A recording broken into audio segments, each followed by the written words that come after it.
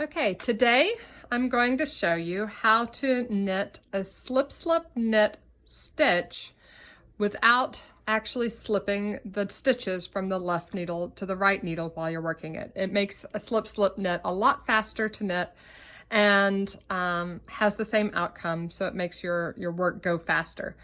Let's talk about some reasons why we knit a slip knit, or why a pattern would have that decrease instruction in there to begin with. For example, if you're knitting socks and decreasing for a toe or at the heel gusset, if you are knitting sleeves and you start out with a wider circumference at the top of your sleeve near your shoulder than you have at your wrist, you need to decrease the number of stitches in the circumference of that fabric. And the way that we do that is through knit two together and slip knit, or that's often the way that a designer will instruct you to do that. Because it's not obtrusive to the pattern and accomplishes the goal of reducing the stitches. So I've knit here in the fabric swatch that I have a couple of examples of slip knit and knit two together, so you can see how they look in a piece of fabric. So here you can see I have two columns of stitches here, this column of V's and this column of V's that connect into this stitch here. These are connected with a knit two together here, right? You can see the stitch on the left overlaps the stitch on the right without any twist and connects into a single stitch right above it. Okay, so that's the goal, is to have the stitch on the outside overlap the stitch on the inside. And you can see this stitch that's on the top slants toward the right. That's why we call this a right-leaning decrease. Now we want the same thing to happen for a left-leaning decrease. So here is a slip knit.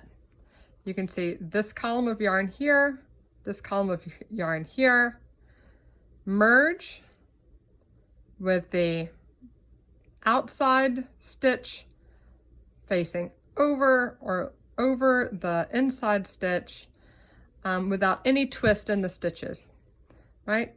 And then connects in this stitch here. So this is what a slip knit looks like. It's the mirror image of a knit two together. Okay, so let's talk about how that is typically accomplished. I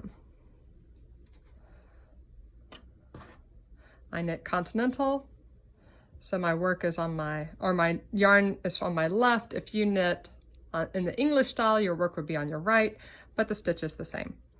I'm gonna knit 3 stitches just to start out the row, so we're not working right at the edge.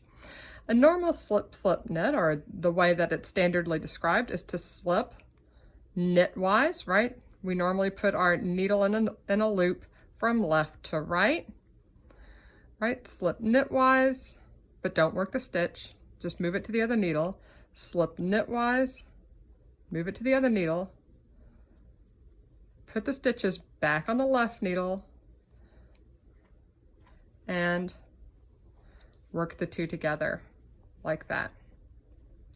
And then we have that decrease that we're looking for, right? Where it slants to the left with the top stitch not being twisted.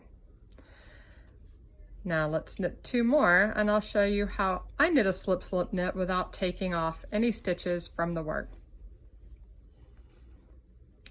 I insert my right needle into the loop on the left, knitwise, just like I'm going to knit, like that. But instead of slipping it to the other needle, I leave it on. Then I insert my needle through the back loop of the next stitch, like that.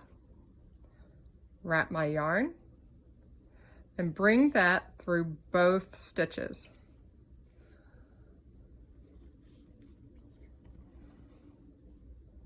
Ta-da! That's a left leaning decrease. The front stitch is on top of the back stitch with no stitches twisted. Same result as a traditional slip knit, but I didn't have to actually slip my stitches.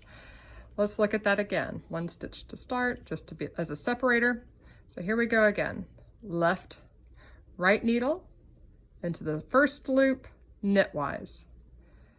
Then through the next loop, as if to knit through the back loop.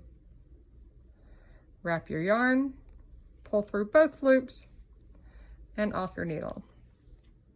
There you go. I just learned this stitch, or this method for knitting this stitch earlier this year, and I found it really makes knitting my socks nicer, a little more faster. So I hope that you enjoy that. Try it out, see if it improves your knitting as well. Take care.